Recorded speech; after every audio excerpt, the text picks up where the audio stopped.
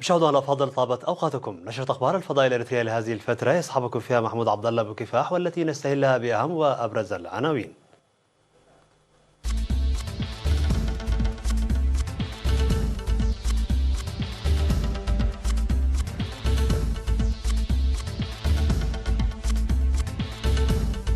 بحث تنفيذ البرامج التنموية في مصوع. الاحتفال بيوم الملاريا في سرجقة. نتائج مرضية لمحو الأمية في إقليم شمال البحر الأحمر.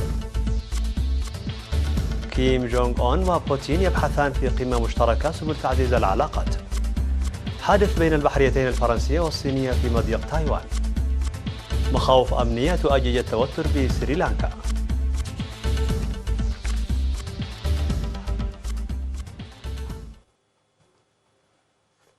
مرحبا بكم. من العناوين إلى التفاصيل.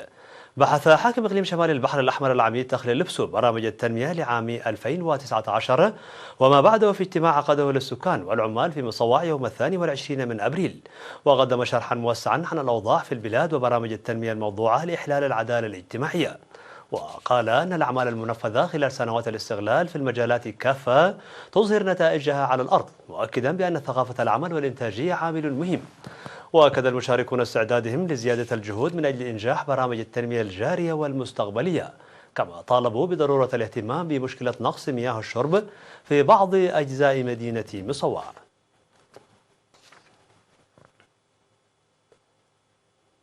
تم الاحتفال في سرجقة في 24 من أبريل باليوم العالمي لمكافحة الملاريا على مستوى الإقليم الأوسط تحت شعار انطلقت لخفض مرض الملاريا إلى الصفر فاتبعني.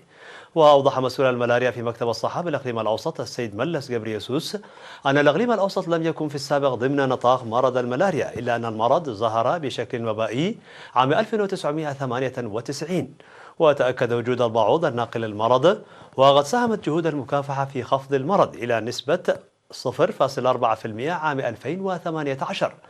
وأشار إلى وجود برنامج لاستئصال مرض الملاريا بحلول عام 2030 من حوالي 35 من البلدان من بينها إريتريا، داعيا المواطنين والشركاء لتعزيز التعاون من أجل تحقيق هذا الهدف. وأوضح ممثل مكتب وزارة الصحة في الإقليم الأوسط أن مرض الملاريا إلى جانب أضراره الصحية له تأثيرات اقتصادية كبيرة، ويتطلب من كل المواطنين اتباع الإرشادات للدفع بالإنجازات التي تحققت لمكافحة الملاريا. من جانبه أشار مدير مديرية سرجقة السيد كفل مريم قبر مسقلة إلى الوفيات التي يحدثها مرض الملاريا وأضرارها الاقتصادية والاجتماعية الكبيرة، كما أوضح البرامج الكبيرة التي وضعتها وزارة الصحة لاستئصال المرض. ويشير تقرير منظمة الصحة العالمية بأن 198 مليون شخص أصيبوا بالملاريا خلال عام 2013، 78% منهم من الأطفال، وتوفى نتيجة ذلك 584 ألف شخص، وأن 90% من الوفيات كانت في الدول الإفريقية جنوب الصحراء.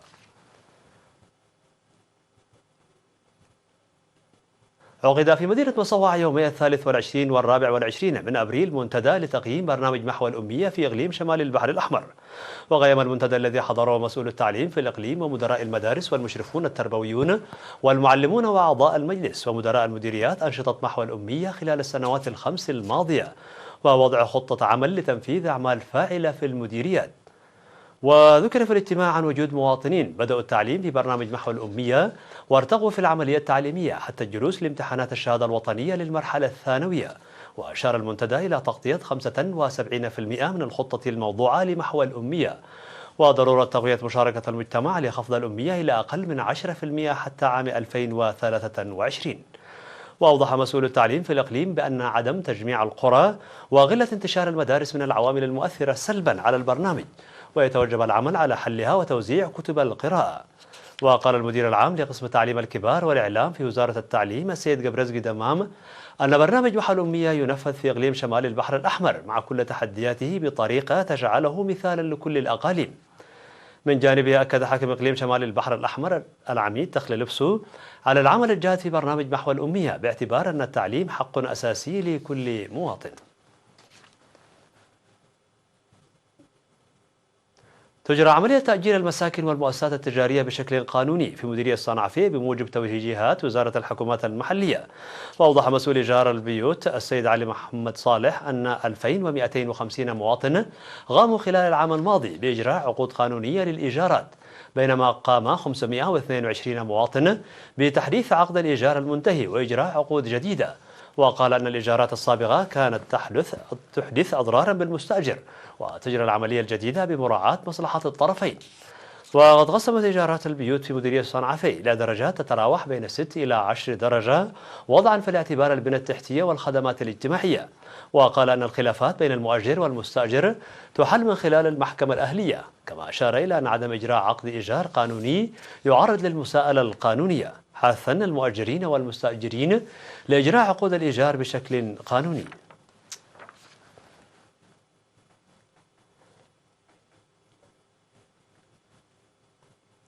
عقدت جمعية أصحاب البساتين في مديرية عرزة اجتماعا للدفع بأنشطة الأعضاء وزيادة إنتاج الخضروات.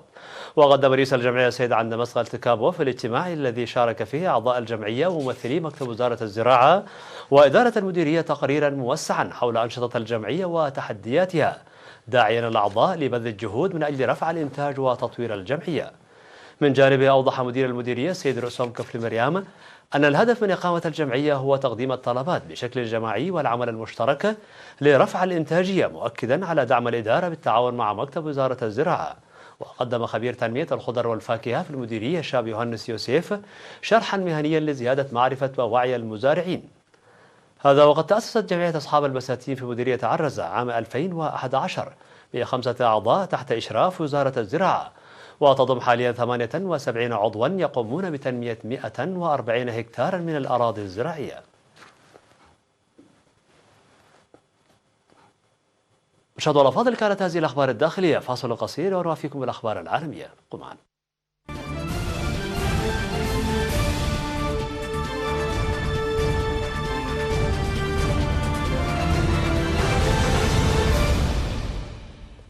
مرحبا بكم. على الصعيد العالمي، التقى زعيم كوريا الشمالية كيم جونغ أون في مدينة فيلادلفيا الساحلية الروسية بالرئيس فلاديمير بوتين في قمة تجمعهما لأول مرة. وعبر الرئيسان عقب اللقاء عن رغبتهما المشتركة في تعزيز العلاقات الاقتصادية بين البلدين وتخفيف التوترات في شبه الجزيرة الكورية. وتأتي القمة في وقت يسعى فيه كيم للحصول على دعم في مأزق الملف النووي مع واشنطن، فيما يسعى بوتين من جانبه لتعزيز دور موسكو على الساحة الدولية. وأكد الرئيس الروسي للزعيم الكوري الشمالي كيم جونغ أون أنه يدعم الجهود الحالية لتخفيف التوترات في شبه الجزيرة الكورية، وبأنه يريد تعزيز العلاقات الاقتصادية. أما الزعيم الكوري الشمالي كيم جونغ أون فصرح أنه يتطلع إلى تعزيز العلاقات التقليدية لبلاده مع روسيا، وذلك في أول لقاء له مع الرئيس فلاديمير بوتين.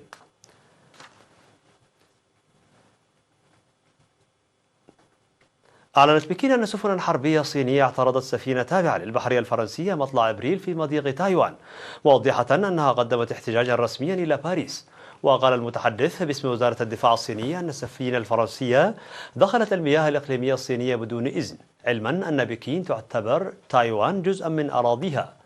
ولم يحدد ترين اسم السفينة الفرنسية، علما أن الفرقاطة فانديميار التي كان من المتوقع أن تصل هذا الأسبوع إلى كينغ داو على الساحل الشرقي للصين للمشاركة في عرض بحري في الذكرى السبعين للبحرية الصينية لم تحضر في نهاية المطاف إلى هذه الاحتفالات. وأكدت فرنسا تمسكها بحرية الملاحة وفقا لقانون البحار، ردا على احتجاج بكين على دخول سفينة فرنسية المياه الإقليمية الصينية بدون إذن مطلع أبريل. وكانت وزارة الدفاع الصينية قد ذكرت في وقت سابق أن بكين قدمت احتجاجا شديد اللهجة لفرنسا على مرور السفينة الذي جاء في وقت تؤكد فيه الولايات المتحدة الأمريكية وحلفائها على حرية الملاحة في الممرات المائية الدولية قرب الصين. منعت السلطات في سريلانكا دخول مبنى البنك المركزي وأغلقت الطريق المؤدي لمطار العاصمة لفترة وجيزة بسبب مخاوف من وجود قنبلة، فيما ألقي القبض على مزيد من الأشخاص في إطار عملية البحث عن المسؤولين عن تفجيرات عيد القيامة التي أوقعت 359 قتيلا.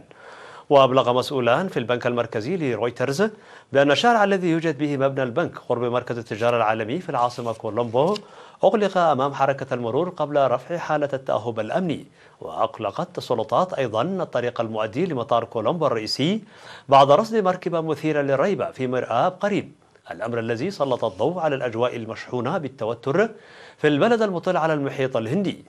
واعتقلت السلطات مزيدا من الأشخاص بينهم أجانب للاستجواب، فيما تحقق سلطات محلية ودولية في التفجيرات التي ربما تكون أدمى عملية أعلن تنظيم الدولة الإسلامية مسؤوليته عنها.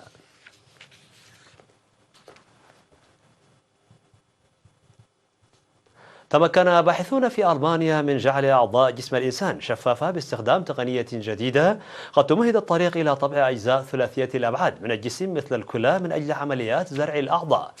وطور فريق العلماء بجامعة لودفيج ماكسيميليانس في ميونخ تقنية تستخدم مزيبا لجعل أعضاء مثل المخ والكلى شفافة، وباستخدام هذا المسح يطبع الباحثون هيكلا خارجيا للعضو، ثم يضعون خلايا جذعية في آلة الطبع ثلاثية الأبعاد تكون بمنزلة الحبر، ثم تحقن في المكان الصحيح وتصنع عضوا قادرا على أداء وظائفه.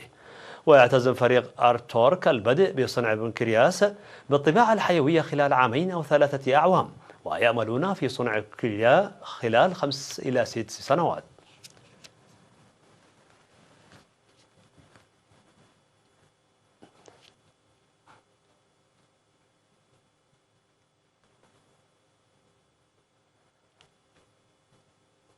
مشاهدينا الأفاضل، بهذا نكون قد وصلنا بكم إلى نهاية النشرة. شكرا على حسن المتابعة، دمتم بألف خير.